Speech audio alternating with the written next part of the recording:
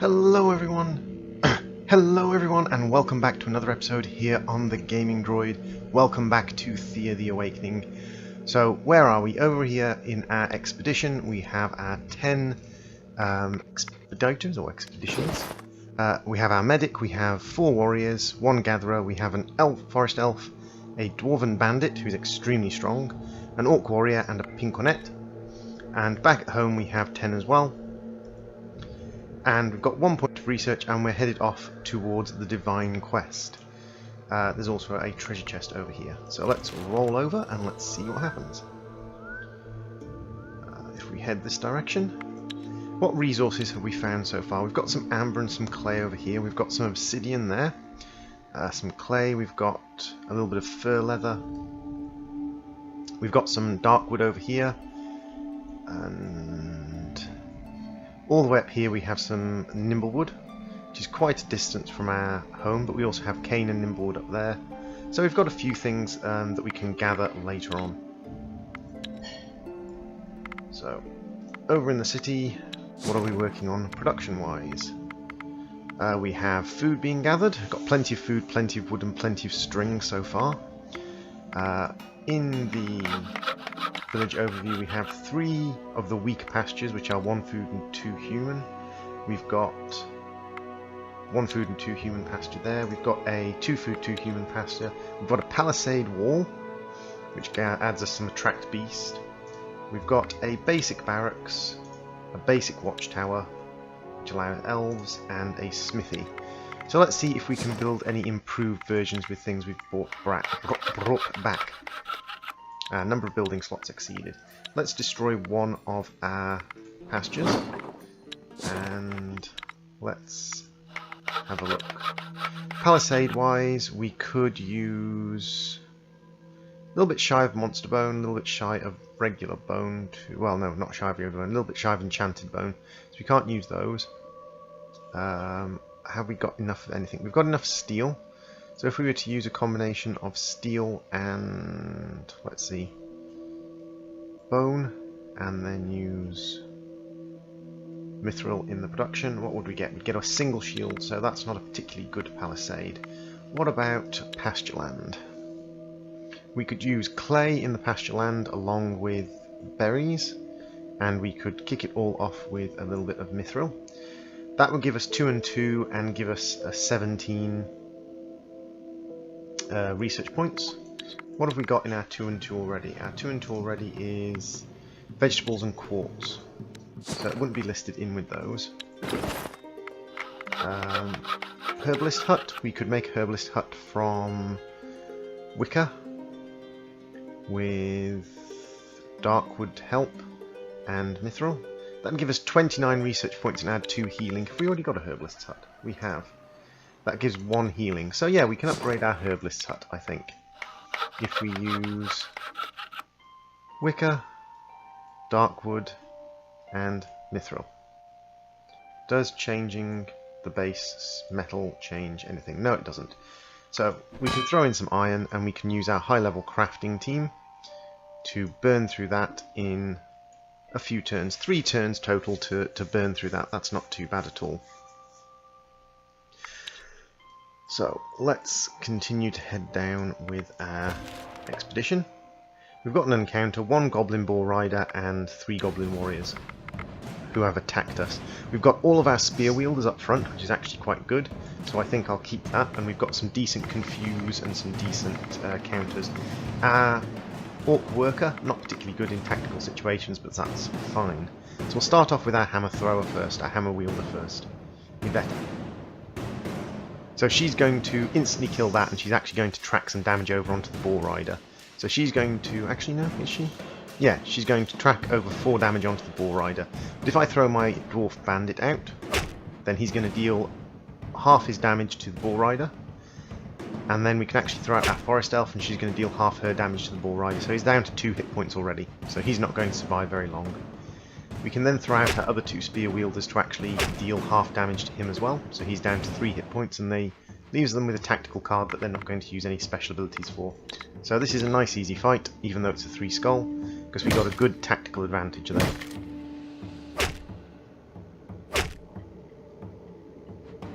And there we go, nice easy win. We got not particularly good equipment from that, and it's turned over to daytime. So what we can do with our expedition is we can either mop these guys up. Who have we got? We've got Bear Wolf and 4 others, Fat Rats and Hulking Rats, 5 Hulking Rats. So there's a lot of animals down here, but they're not particularly dangerous, so I'm just going to head straight into my divine quest. The village your Lady Lada spoke of turns out to be a small goblin settlement by a lake. But the goblins are kept in cages or on leashes and ruled over by a group of water nymphs, most likely rusalkas. Let's have a look. You get in closer and inspect the village. There are several water nymphs scattered around the place, with one sitting on a large stone in the middle singing an entrancing song. You see the goblins that work in the settlement seem hypnotized by the melody, while those in the cages are somehow resistant to it. You suspect an outright assault is not what Lady Lada had in mind, so diplomacy may be the only way, although you are still unsure how this will help your goddess. One of the water nymphs walks to you and circles you several times before speaking. You smell divine power, but it is strange, new, nothing we know. Who are you and what do you want? Well, we're here to help this village. Our goddess Lada, Lady of Beauty and Love, wishes you to live in peace with these goblins, not to enslave or hurt them. So now we get a diplomatic challenge. We're not brilliant diplomats, we're more of a combat team, but hopefully the Rusalka aren't massively skilled diplomats either. So let's have a look what we've got. We've got counter tactics, which is quite powerful. Counter tactics. We've got a really strong counter offense, which I'm actually going to throw out straight away because that's going to get rid of one of them. So I can see that one of them was level 13. And that got rid of one of them straight off. They've got a lot of hit points and actually deal a lot of damage, which is a bit of a problem.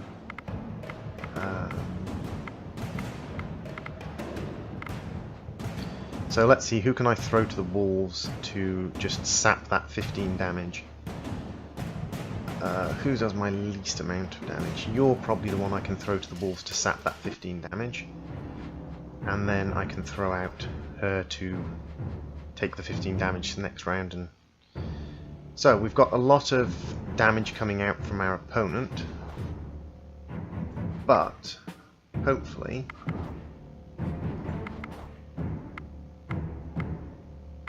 what I'll do, I made a mistake there, but hopefully like he'll survive till the last round, and what I can do is I can actually boost him up to 23 damage.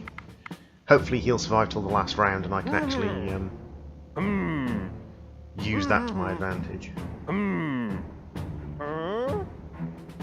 Oh, I was one off killing her. So we're going to take some serious damage in this one. Or not damage, but some serious convincing in this one. And we'll counter by hopefully dealing with, or almost dealing with 2 of them. So let's keep the same group again. It's the opponent's turn, they throw out her for 9. Now what I'm going to do is I'm going to be a bit smarter this time. I'm going to throw out her, and now she'll be able to take that one out, hopefully. But she's been confused. Okay, that's fine. She's been confused. I'll throw him out just to sap the attack from that one. And then I'll throw out my forest elf.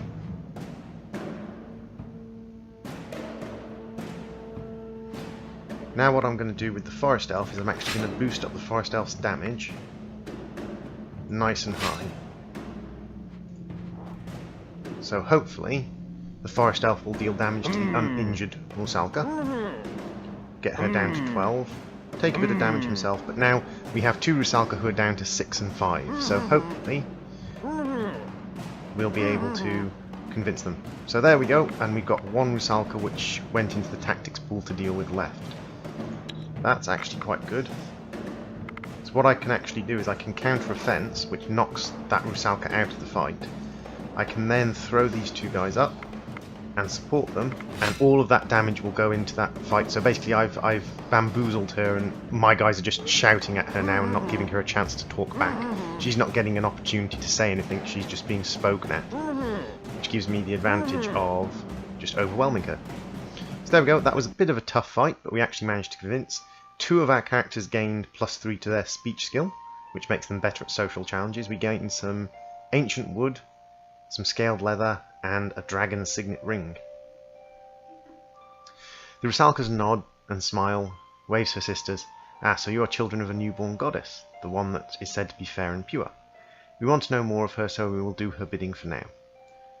They released the goblins. The village was scarred and shell-shocked, but one comes to you. He is very old, barely taller than a toddler, silver hair and no beard. You have saved us. Our village has a special tree sapling that was born on the same day as Lada. Plant this in your village and in time your goddess will grow in strength.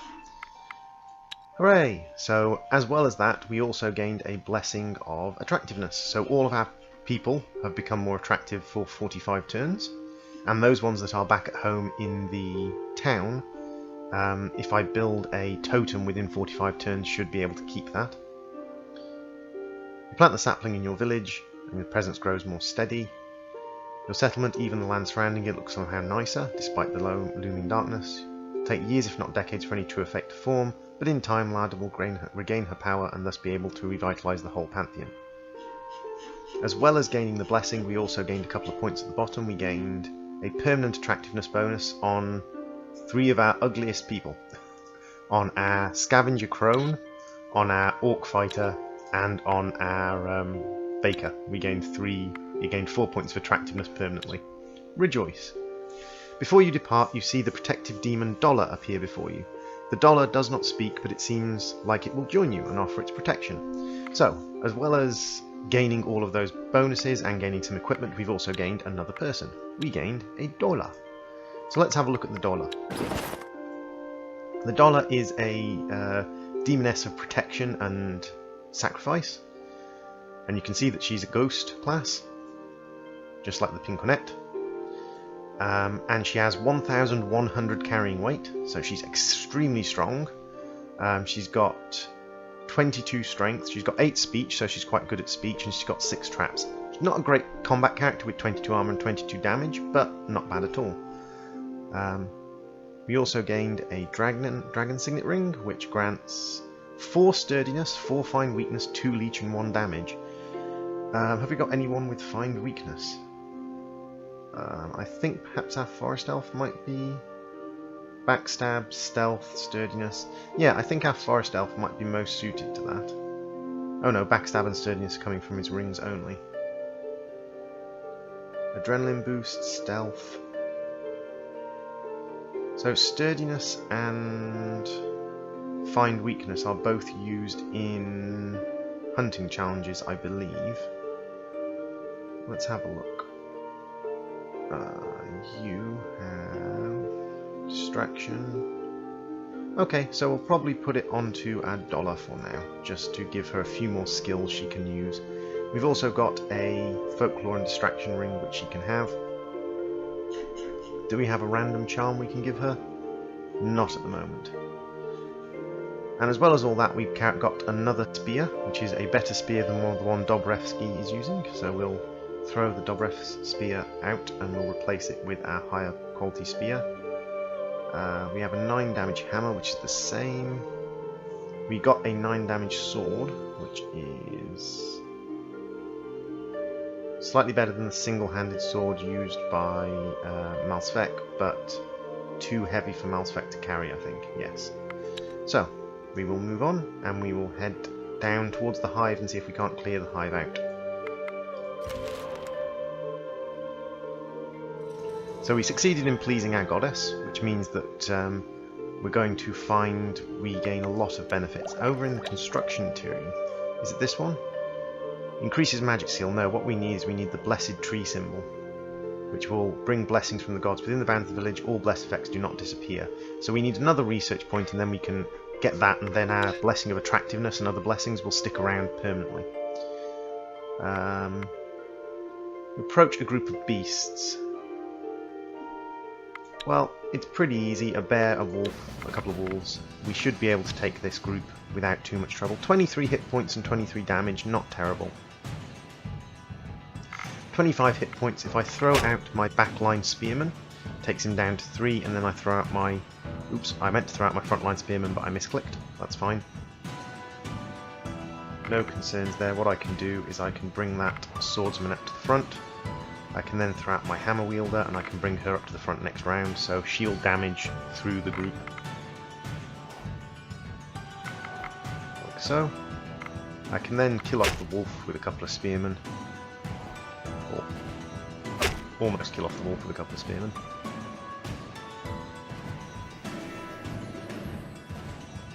have a hammer wielder with decent armour.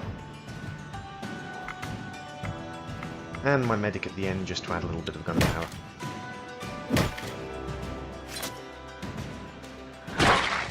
Ooh, so some of us have taken a couple of wounds, but nothing major.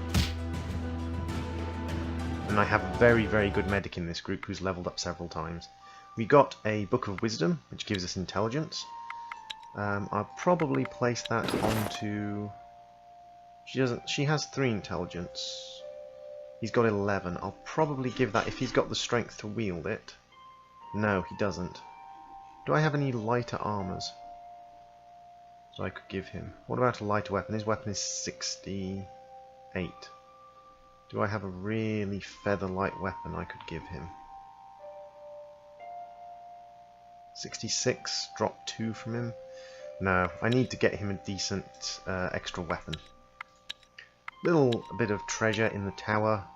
Ravenous crows can be a bit of a challenge, so we'll actually fight them head on.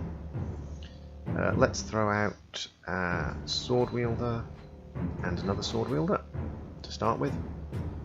And we'll have the crows just throw themselves into the gristmill. Ah, they're using stun abilities,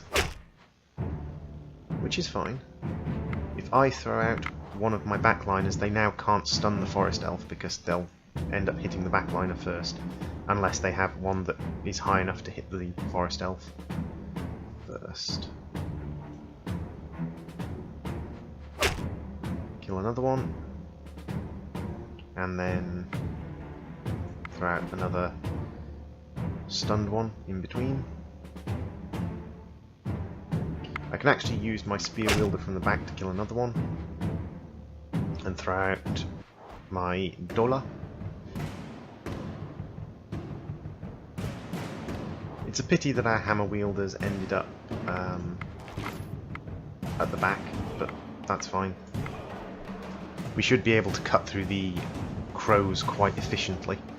They're not powerful, there's just a lot of them.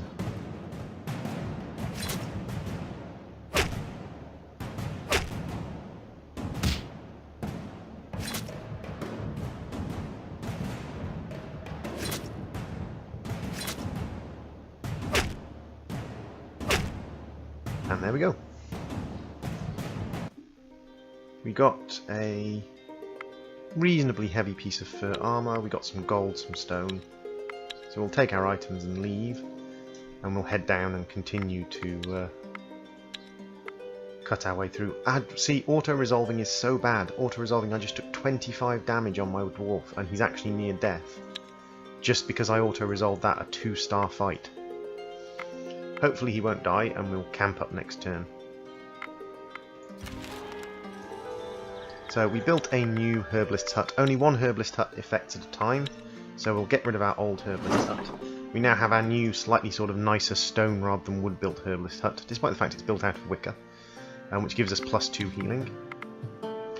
And we've gained a nice big boost of science, which has given us another science point, so we can actually learn to construct a blessed tree symbol. And if I have a look in here, you'll see that all of my people currently have a blessing of attractiveness on them, which is wonderful. Blessings of attractiveness, and she's got a blessing of strength on her, as has he. So we've got quite a few blessings. We've got blessings of attractiveness and blessings of strength, which we actually want to keep because they will make our people more powerful in the long run, and it makes it easier to defend your town. So we'll go into the village overview and we'll destroy another pasture. In fact, we'll destroy both of those pastures because we don't really need them. We've got enough food to be getting on with. Don't burn the wicker, don't burn the straw, and only eat the vegetables for now, because if we have to, we can boost all of these through, and this is enough to get us up to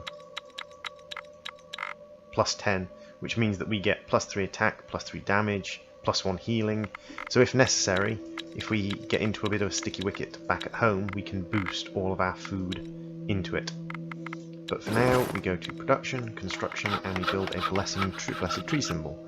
We can use clay to start, we can use crystal for the second part, and then we can use steel. That'll give us permanent bless +3. Any blessings become permanent while they remain in the village, so each person can have up to 3 blessings. and remove curse +3. So it will remove curses of darkness. It takes 700 crafting points. It weighs itself 925, but it doesn't matter because it's in a village. I wonder if I could improve that. That's 3. Do I have anything else I can trade in for things to see if they're better? No, I don't have anything else I can trade in. Yep, that's fine. So we'll confirm that and we'll get that building as fast as we can. 2 turns to build that, which won't be bad at all. And we'll rock over on to the next turn. Did our dwarf die? We won't know until the end of this encounter. A small group of refugees is seen travelling near your village. Greetings, travellers. We are of hope and love. We're not going to attack them. People look scared and worn out, but they have some decent-looking fighters with them. An old man walks up to you and speaks. We are not looking for trouble, nor do we seek anything from your village. We would have chosen a path more remote, but one seemed easier for us to travel. Our home was taken by an orcish clan. We are now travelling south to seek our fortunes elsewhere. Don't you want to win back your home? We tried to fight but failed. We stayed put for too long. But you know what, these brutes, they killed a bunch of people and took much of our goods, so you want to try and beat them, be our guests. We have a sizable lumber mill and small quarry, so not only you will avenge our people, you'll be rewarded as well. We may check it out. Our pleasure. So what we can do is we can now ask them to stay with us, which is a 3-skull social challenge, and these guys are, the people at home are a lot of gatherers and a lot of social people. We can sneak up on them and try and steal what they've got. We can wish them luck on their journey, or we can attack them. I'm going to be social and see if I can convince them to come and join my village. We're going up against 7 scavengers. I would have preferred something other than scavengers, but that's fine. So you can see, although we haven't got a lot of attack, we've got a huge number of support abilities, including a +12, which will increase the attack damage of one of our people by 12 and 9. We've got some counter-offense and some counter-tactics, and we have our cook who has +16, or has 16 attack, 16 social. So, although she's not the most pretty person in the world, oh yeah, and these guys are not massively talented themselves. So what I'll do is I'll send out my orcish warrior first, and then I will counter-offense to get rid of one of them.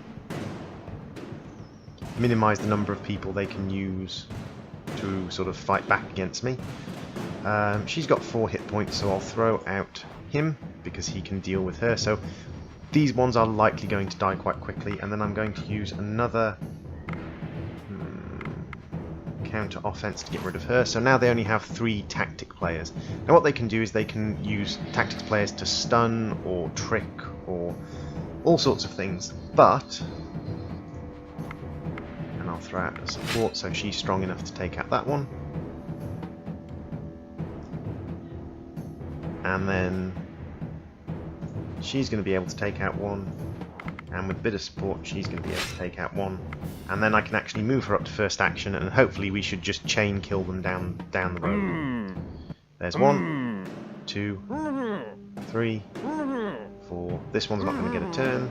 And there we go. Chain killed down. Nice and easy. And then we can just deal with their backliners, and easy peasy. They weren't hard to convince to join us because they've been wandering in the waste for a while. First, people shake their heads and murmur. Most turn away from you and start preparing for the road, but one mother comes up with her twins. I will not stay. I must go where my forefathers take me, but my children are too small to survive the road and its perils. Please take them. Of course, they will be raised as our own sons. So not actually, that's interesting. Seeing you take the twins, another parent brings her own and decides to stay with you also. So we got a pair of twins, plus another child, and we got a hunter, better than a scavenger by far, decent speech skill, decent traps, decent gathering, a little bit of herbalism, okay damage. We got a crossbow, a wooden sword, and some wooden armor, which is what she came with.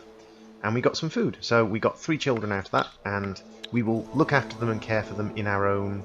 And the refugees, the refugees town which was taken over by orcs, is actually right next to our expedition. So what I'll do is I'll set up camp, heal up my bandit, gather some food for now, and in a couple of turns, once I've healed up my dwarven bandit, I will actually go and help or sort of go and retake the city that was taken from the refugees. Thank you very much for watching. I have been the Game Droid, this has been Thea The Awakening, and this has been the survival of Droid Town. I will see you all in the next video. Bye!